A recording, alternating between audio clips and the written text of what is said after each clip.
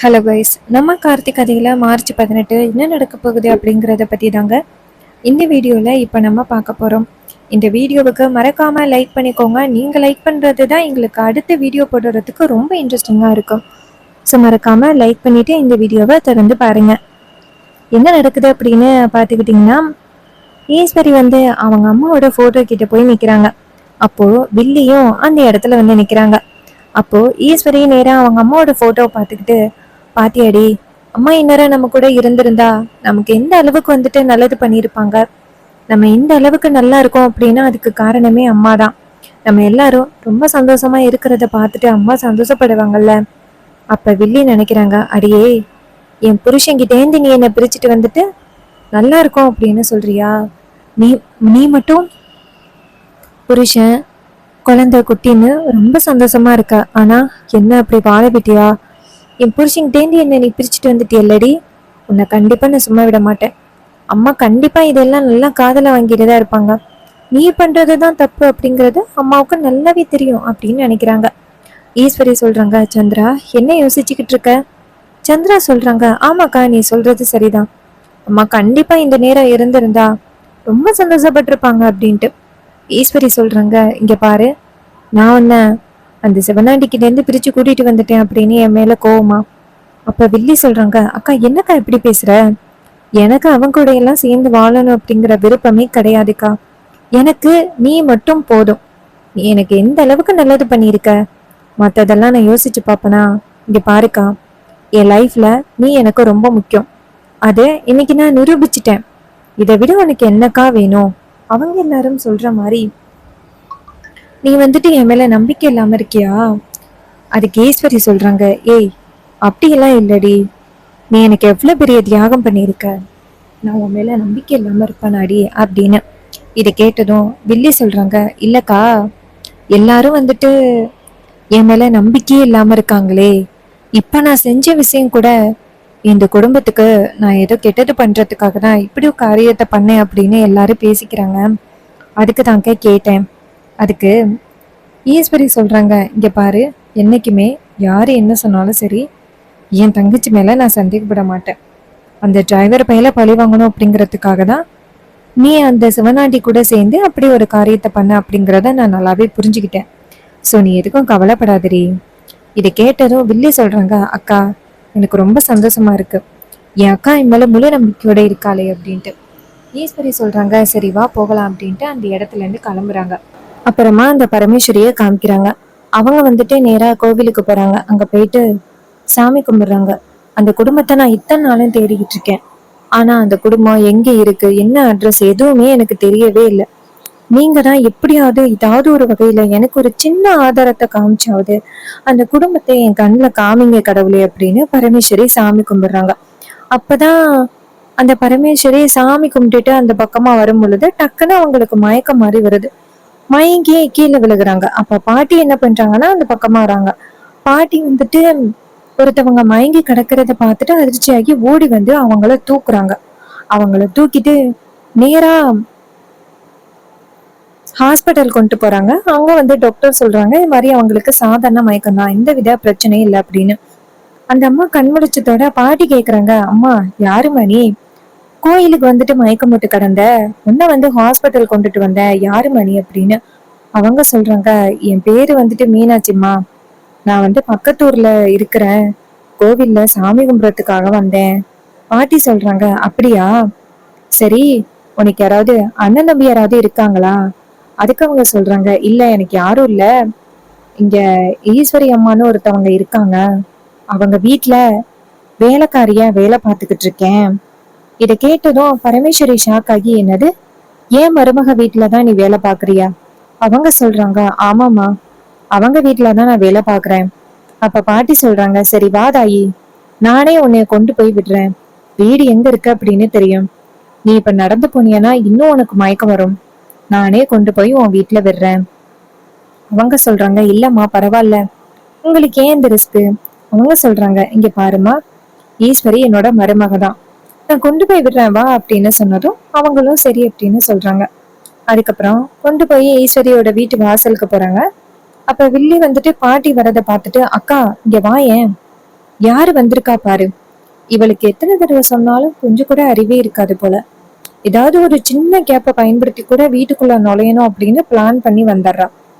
அப்ப வீட்டுல உள்ள எல்லாரும் அந்த இடத்துக்கு வராங்க. வந்துட்டு என்னாச்சு அப்படின்னு பார்க்க பாட்டி வந்து நிக்கிறாங்க.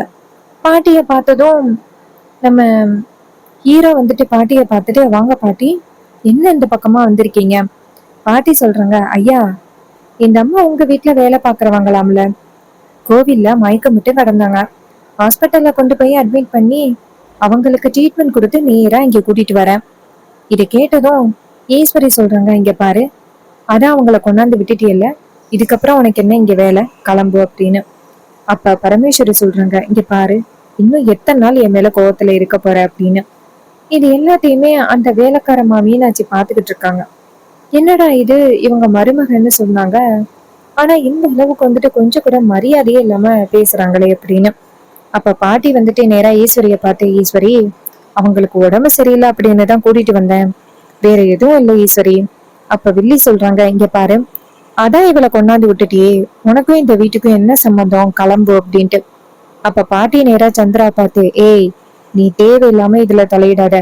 என்னை இரு போன்னு சொல்றதுக்கு என் மருமகளுக்கு மட்டும்தான் உரிமை இருக்கு, உனக்கு எந்த உரிமையும் இல்லை அப்படின்னு. அப்ப வில்லி சொல்றாங்க, பாத்தியாக்கா இந்த கிழவிக்கு எந்த அளவுக்கு திமுரு அப்படின்னு. நீ சொன்ன நான் சொன்ன ரெண்டு பேரும் ஒண்ணுதானக்கா, இவ எப்படி பேசுறத பத்தியா அப்படின்னு. அப்ப பாட்டி சொல்றாங்க, ஈஸ்வரி, இவ பேச்ச நீ கடைசி வரைக்கும் கேட்டு இந்த குடும்பம் ஒண்ணு சேராமே இருக்க போகுது, அதான் நடக்க போகுது. ஈஸ்வரி சொல்றாங்க, இங்க பாரு, அது எனக்கு தெரியும், உன் வேலை என்னமோ அதை பாரு அப்படின்னு சொன்னதும் பாட்டி வந்துட்டு சோகமா அந்த இடத்துல இருந்து போறாங்க. இத வந்துட்டு அந்த மீனாட்சி பார்த்துட்டு, என்னடா இது இப்படி நடக்குது, வயசான அம்மாவை பார்த்து இந்த அளவுக்கு இவங்க இப்படி பேசுறாங்க, இவங்க பேரு பரமேஸ்வரி அப்படின்னு சொல்றாங்க, என்னவா இருக்கும் அப்படின்னு அந்த அம்மா கிச்சனுக்கு போயிட்டு சமைக்க போறாங்க. அப்பதான் அந்த இடத்துக்கு வந்துட்டு நம்ம ரேவதி வராங்க. ரேவதி வந்துட்டும் அந்த மீனாட்சி சொல்றாங்க, அம்மா, நான் இன்னொரு மனுஷி தான், இந்த விஷயத்த பத்தி கேக்குறது தப்புதான், ஆனா அந்த வயசான அம்மாவை பார்த்து உங்க அம்மா அப்படி பேசினது ரொம்ப தப்புமா. அப்ப ரேவதி சொல்றாங்க, அது ஒரு பெரிய கதை. இதை கேட்டது அவங்க சொல்றாங்க, அம்மா, இந்த விஷயத்த பத்தி நான் கேட்க கூடாது, என்ன கதைன்னு சொல்லுங்க அப்படின்னு.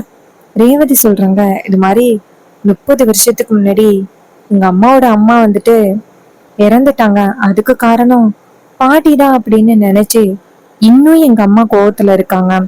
இதை கேட்டது சிவகாமி ஷாக் ஆகுறாங்க. என்ன சொல்றீங்க அப்படின்ட்டு. அதுக்கு அவங்க சொல்றாங்க, ஆமாம்மா, இந்த தேதியில எங்க பாட்டி இறந்திருக்காங்க, அதுக்கு வந்துட்டு எங்க பாட்டி தான் காரணம் அப்படின்ட்டு அம்மா கோவத்துல இருக்காங்க, அதனால 2 குடும்பமும் பிரிஞ்சு போச்சு. ஆனா இதுக்கு காரணம் வேற ஒருத்தன், அதை எப்படி நிரூபிக்கிறது அப்படின்னு தெரியாம தான் என் புருஷன் ரொம்ப போராடிக்கிட்டு இருக்காரு. இதை கேட்டதும் அந்த மீனாட்சிக்கு ரொம்ப அதிர்ச்சியா இருக்கு. என்னடா இது, அப்படியே அவர் சொன்ன கதை மாதிரியே இருக்கே, ஒருவேளை இத்தனை வருஷமா நம்ம தேடிக்கிட்டு இருக்க குடும்பம் இதானா இருக்குமோ, எதுக்கும் நம்ம ஒரு தடவை இத கொடுத்து இவங்களான்னு கேட்டு பாப்போமா அப்படின்னு பரமேஸ்வரி நினைக்கிறாங்க. அப்ப ரேவதி கேக்குறாங்க, என்ன யோசிக்கிறீங்க? மீனாட்சி சொல்றாங்க, ஒண்ணு இல்லம்மா அப்படின்ட்டு. ரேவதி அந்த இடத்துல இருந்து போறாங்க. அவங்க போனதும் அந்த பரமேஸ்வரி என்ன பண்றாங்கன்னா, நேரா அவங்க ஹீரோ வந்து பாக்குறாங்க. ஹீரோ கேக்குறாங்க, சொல்லுங்கம்மா, ஏதாவது என்கிட்ட சொல்லணுமா அப்படின்னு. அவங்க சொல்றாங்க, தம்பி, இது மாதிரி சிவகாமி அப்படின்னு ஒருத்தவங்க இத்தனை வருஷத்துக்கு முன்னாடி இறந்துருக்காங்கல்ல, சோ என்கிட்ட ஒரு பேப்பர் இருக்கு, அந்த பேப்பருக்கும் அந்த அம்மாவுக்கும் எந்த ஏதாவது சம்மந்தம் இருக்கா அப்படின்னு பார்த்து சொல்றீங்களா? இதை கேட்டதும் அவங்க சொல்றாங்க, என்ன சொல்றீங்க, உங்களுக்கும் இதுக்கும் என்ன சம்மந்தம்? அவங்க சொல்றாங்க, இல்ல தம்பி, சண்முகம் அப்படிங்கிறவரு ஒருத்தர் என்கிட்ட ஒரு டாக்குமெண்ட்டை கொடுத்துட்டு போனாரு, அது தகுந்த குடும்பத்துக்கிட்ட ஒப்படைக்கணும் அப்படின்னு சொல்லிட்டு போனாரு, ஆனா தகுந்த குடும்பம் எதுன்னு தெரியாம நான் இத்தனை நாள் அலைஞ்சு திரிஞ்சுக்கிட்டு இருக்கேன். இன்னைக்கு ஒரு கதை வந்துட்டு ரேவதி அம்மா சொன்னாங்க, ஒருவேளை அந்த கதைக்கும் இந்த டாக்குமெண்ட்டுக்கும் ஏதாவது சம்மந்தம் இருக்குமோ அப்படின்னு எனக்கு ஒரு சின்ன சந்தேகம். அதனாலதான் அந்த டாக்குமெண்ட்டை பார்த்து சொன்னீங்கன்னா இந்த குடும்பமா இது அப்படிங்கிறத நான் பார்த்துப்பேன். இது கேட்டதும் நம்ம ஹீரோ சொல்றாரு, இங்க பாருங்க, அந்த கான்ஸ்டபிள் சண்முகத்தை பத்தி சொல்றீங்களா? அதுக்கு பரமேஸ்வரி சொல்றாங்க, ஆமா தம்பி, கான்ஸ்டபிள் சண்முகம் தான் என்கிட்ட கொடுத்துட்டு போனாரு. அப்ப ஹீரோ சொல்றாரு, உங்க பேரு பரமேஸ்வரியா அப்படின்னு. அவங்க அதிர்ச்சியாகி, தம்பி, என் பேரு பரமேஸ்வரி தான். என் பேரு பரமேஸ்வரி அப்படிங்கிற விஷயம் உங்களுக்கு எப்படி தெரியும்? அப்ப ஹீரோ சொல்றாரு, இங்க பாருங்க, உங்களை தான் நானும் இத்தனை நாள் தேடிக்கிட்டு இருந்தேன். அந்த சண்முகத்துக்கு பழக்கமா இருந்த ஆளு நீங்க தானே. உங்ககிட்ட ஏதாவது ஆதாரம் கிடைக்குமா அப்படிங்கறத கேக்குறதுக்காக தான் நாங்க இத்தனை நாளும் போராடிக்கிட்டு இருந்தோம். சொல்லுங்க, அந்த டாக்குமெண்ட்டை எங்க வச்சிருக்கீங்க? பரமேஸ்வரி சொல்றாங்க, தம்பி நான் வச்சிருக்கேன், நான் எடுத்துட்டு வரேன் அப்படின்ட்டு நேரா நம்ம ஹீரோட்ட கொண்டாந்து கொடுக்குறாங்க. நம்ம ஹீரோ அந்த டாக்குமெண்ட்டை வாங்கி பாக்குறாரு. பார்த்தாதான் நம்ம ஹீரோவுக்கு செம்ம ஷாக்கிங்கா இருக்கு. அதுல சிவகாமி எப்படி இறந்தாங்க அப்படிங்கறதுக்கான ரிப்போர்ட்ஸ் அப்படியே இருக்கு. அப்ப ஹீரோ வந்து பரமேஸ்வரியை பார்த்து, இங்க பாருங்க, என் குடும்பம் மறுபடியும் ஒண்ணு சேர்றதுக்கு ஒரு பெரிய வாய்ப்பு ஏற்படுத்தி கொடுத்துருக்கீங்க. இத்தனை நாளும் இந்த ஆதாரத்தை தான் நாங்க அலைஞ்சி திரிஞ்சு தேடிக்கிட்டு இருந்தோம். இப்ப கரெக்டா நீங்க அந்த ஆதாரத்தை கொண்டாந்து கொடுத்துருக்கீங்க. நீங்க நல்லா இருக்கணும் அப்படின்னு சொல்லிட்டு ஹீரோ அவங்க கிட்ட வாங்க, இப்பவே அத்தைய போய் பார்த்து அத்தை கிட்ட இந்த ஆதாரத்தை கொடுக்கலாம் அப்படின்னு சொல்ல, அவங்களும் சரிங்க தம்பி வாங்க அப்படின்னு சொல்லிட்டு நேரா ஈஸ்வரியை போய் பாக்குறாங்க. ஈஸ்வரி வந்துட்டு ரெண்டு பேரையும் பார்த்துட்டு, என்னம்மா ரெண்டு பேரும் வந்திருக்கீங்க அப்படின்ட்டு. அப்ப ஹீரோ சொல்றாரு, அத்தை இத்தனை நாளும் பாட்டி வந்துட்டு எதனால இறந்தாங்க அப்படின்னு தெரியாம இருந்தீங்கல்ல, இது எல்லாத்துக்கும் காரணம் ஏன் பாட்டி தான் அப்படின்னு நினைச்சிட்டு இருந்தீங்கல்ல. சோ அதுக்கான ஆதாரம் இப்ப என் கையில இருக்கு. அப்போ அந்த இடத்துக்கு வில்லி வந்துடுறாங்க. வில்லி வந்துட்டு, என்னக்கா நடக்குதுங்க? இந்த டிரைவர் பையன் அடுத்த நாடகம் போட ஆரம்பிச்சிட்டானா? அப்ப ஹீரோ சொல்றாரு, இங்க பாருங்க, இதுல நீங்க தேவையில்லாம தலையிடாதீங்க. எங்க கிட்ட சரியான ஆதாரம் இருக்கு. இந்த ஆதாரத்தை வச்சுதான் நான் பேசுறேன். இதை கேட்டதும் ஈஸ்வரி சொல்றாங்க, சந்திரா ஒரு நிமிஷம் இரு, இவன் அப்படி என்னதான் சொல்றான் அப்படிங்கிறத பாக்கலாமே அப்படின்னு. அப்போ கரெக்டா ஆதாரத்தை கொடுக்குறாங்க. அப்ப வில்லிக்கு பயங்கரமான ஒரு பயமாகிறது. ஆகா, அக்கா காரிக்கு மட்டும் நடந்ததெல்லாம் தெரிஞ்சிச்சு அப்படின்னா கண்டிப்பா அந்த பரமேஸ்வரிய மன்னிச்சு ஏத்துப்பாளே அப்படின்ட்டு ஈஸ்வரி அந்த கார்டை வாங்கி பாக்குறாங்க. அதுல வந்துட்டு அவங்க அம்மா எதனால இறந்தாங்க அப்படிங்கறது அப்படியே இருக்கு. இதையெல்லாம் பார்த்ததும் ஈஸ்வரிக்கு ரொம்ப அதிர்ச்சியா இருக்கு. ஈஸ்வரி நேரா சந்திரா கிட்ட, சந்திரா இத பாரு அப்படின்னு. சந்திரா அதை பார்த்துட்டு, ஆமாக்கா சொல்லுக்கா அப்படின்ட்டு. ஈஸ்வரி கேக்குறாங்க, என்னடி சொல்லுன்னு சொல்ற, இதுல என்ன இருக்கு அப்படின்னு பாத்தியா அப்படின்னு. அப்ப வில்லிக்கு ரொம்ப அதிர்ச்சியா இருக்கு. ஆமாக்கா, கொஞ்சம் கூட நம்பவே முடியலக்கா, இப்படி ஒரு விஷயம் நடந்திருக்கு அப்படின்ட்டு நடிக்கிறாங்க. அப்போ ஹீரோ சொல்றாரு, இது மாதிரி இது எல்லாமே நமக்கு கிடைச்ச ஆதாரம், இதுலயாவது பாட்டி மேல எந்த தப்பும் இல்லை அப்படிங்கறத புரிஞ்சுக்கிடுங்க. ஈஸ்வரி சொல்றாங்க, ஆமா இப்பதான் புரியுது என்ன நடந்திருக்கு அப்படின்ட்டு. ஆனா இதுக்கு யார் காரணம்? அம்மாவோட சாப்பாட்டுல யாரோ எதையோ கலந்துருக்காங்க. சோ திட்டம் போட்டுதான் இதெல்லாம் பண்ணிருக்காங்க. அது யாரு அப்படிங்கறத கண்டுபிடிக்கணும். அப்ப ஹீரோ சொல்றாரு, ஆமாத்த, அது யாரு அப்படிங்கறத கண்டுபிடிக்கணும். என்கிட்ட யாரு அப்படிங்கறது தெரியும், ஆனா அதுக்கான ஆதாரம் என் கையில இல்ல. ஆதாரம் இருந்துச்சு அப்படின்னா கண்டிப்பா அவங்கள நான் சும்மா விட மாட்டேன் அப்படின்னு சொல்லிட்டு பேசுறாங்க. அப்ப நம்ம ஹீரோ என்ன பண்றாருன்னா நேரா அவங்க அத்தைய பார்த்து, இங்க பாருங்க அத்தை, இன்னும் ஒரு வாரத்துல இதுக்கு யாரு காரணம் அப்படிங்கிறத நான் கண்டுபிடிச்சு சொல்றேன் அப்படின்னு சொல்லிட்டு ஹீரோ போறாரு. அப்போ வில்லி வந்துட்டு அவங்க அக்காவை பார்த்து, அக்கா எனக்கு என்னமோ இதெல்லாம் உண்மை மாதிரி தெரியல.